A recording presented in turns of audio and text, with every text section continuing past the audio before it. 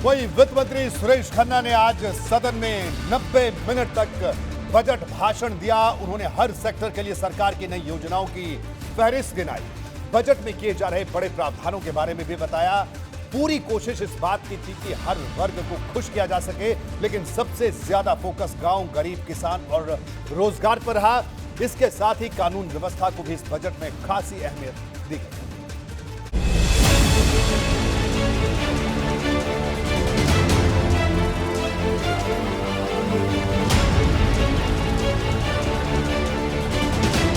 योगी सरकार की दूसरी पारी के इस पहले बजट के फोकस में गांव, गरीब, किसान, युवा, बेरोजगार, मध्यम वर्ग और महिलाएं हैं। बजट का सबसे लुभावना ऐलान युवाओं के लिए है, जिन्हें तकनीकी तौर पर आगे बढ़ाने के लिए 5 साल में 2 करोड़ स्मार्टफोन और टैबलेट बांटने की घोषणा की गई है। युवाओं के सशक्तिकरण के लिए 1,500 करोड़ रुपए अलग से खर्च होंगे।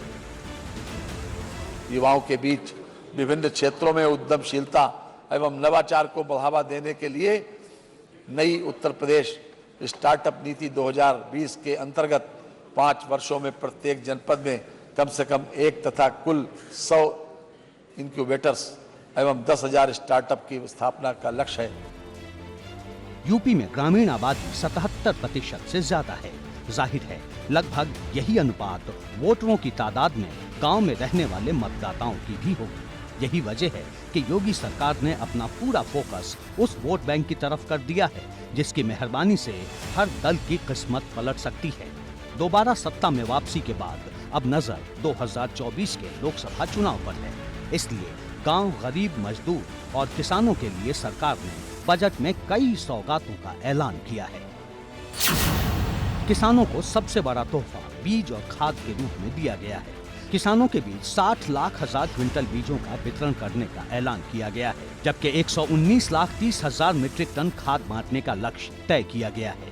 15,000 सोलर पंप लगाने का ऐलान कर सिंचाई सुविधा की तस्वीर बदलने की तरफ बड़ा कदम उठाया गया है। वित्तीय वर्ष 2022-2023 में 15,000 सोलर पंपों की स्थापना कराई जाएगी। कृषि उत्पादन में गुणवत्ता युक्त बीजों को सर्वाधिक महत्व है, इसलिए वर्ष 2021-2022 में 60.10 लाख कुंटल बीजों का वितरण किया गया है। वर्ष 2022-2023 में 60.20 लाख कुंटल बीजों का वितरण किया जाना प्रस्तावित है। फोकस में बेरोजगार युवा भी हैं। इन्हें खुश करने के लिए कई बड़ी घोषणाएं की गई हैं। बजट का दावा है कि आईटी सेक्टर में 5 साल में 40,000 करोड़ रुपए का निवेश होगा, जिससे 4 लाख नौकरियां पैदा होंगी। माध्यमिक शिक्षा में 40,000 शिक्षकों की भर्ती का ऐलान किया गया है। गांव-गांव में छोटे उद्योगों की 800 इकाइयों की बुनियाद रखने का भी ऐलान किया गया है। कुल 16,000 लोगों को रोजगार उपलब्ध कराने का लक्ष्य है। स्टार्टअप पर भी खासा फोकस है। मुख्यमंत्री युवा स्वरोजगार योजना के लिए भी प्रदेश के युवाओं को स्वयं का स्टार्टअप स्थापित करने, अपना उद्यम स्थापित करने के लिए प्रोत्साहित करने के लिए भी 125 करोड़ रुपए का प्रावधान हम लोगों ने बजट में किया है। विश्वकर्मा श्रम सम्मान योजना के लिए भी 112 करोड़ 50 लाख रुपए बजट में प्रावधान किया गया है। स्वास्थ्य और शिक्षा को लेकर बड़े ऐलान किए गए हैं, तो महिला सुरक्षा पर भी फोकस है। इसे लेकर पीएसी की 3 महिला बटालियन का गठन करना सबसे बड़ी घोषणा है। इसके साथ ही काशी से लेकर मथुरा तक के कायाकल्प की योजना को और आगे बढ़ाया गया है। इतना ही नहीं, वाराणसी के साथ ही गोरखपुर में भी मेट्रो दौड़ाने की तैयारी तेज होने वाली है।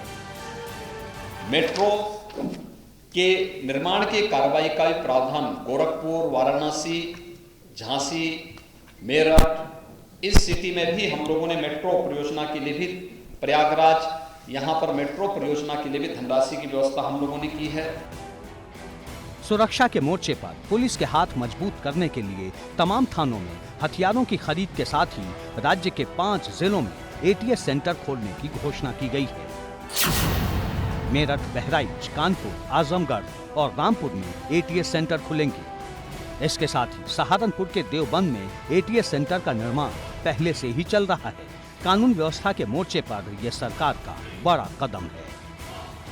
आतंकवादी गतिविधियों पर अंकुश लगाने के लिए एटीएस सेंटर देवबंद का निर्माण कार्य प्रगति पर है, जिसे शीघ्र पूर्ण किया जाएगा तथा मेरठ, बहराइच, कानपुर, आजमगढ़ व रामपुर में एटीएस सेंटर का निर्माण कराया जाएगा।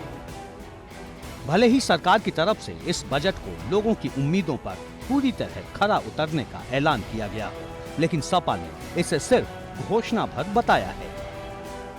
देखिए, मैंने तभी आपसे कहा कि ये बजट छठा है, लेकिन इस छठे बजट में सब कुछ घटा है, क्योंकि ये जो दो टर्म्स हैं, अनएम्प्लॉयमेंट रेट और एम्प्लॉयमेंट रेट, जिस तरीके से सरकार हमेशा ये बताती है कि गन्ने का भुगतान इतना हुआ है, लेकिन सरकार बकाया नहीं बताती है। इसी तरह सरकार हमेशा ये कहती है अनएम्प्लॉयमेंट रेट हमारा ये है, लेकिन एम्प्लॉयमेंट रेट क्या है। अब सबको बजट सत्र में पक्ष और विपक्ष की चर्चा का इंतजार है, जो पहले से गर्म सियासी माहौल को और गर्मा सकती है। एबीपी गंगा के लिए लखनऊ से शैलेश अरोड़ा, अनुभव शुक्ला और विवेक त्रिपाठी के साथ विदेश पांडे की रिपोर्ट।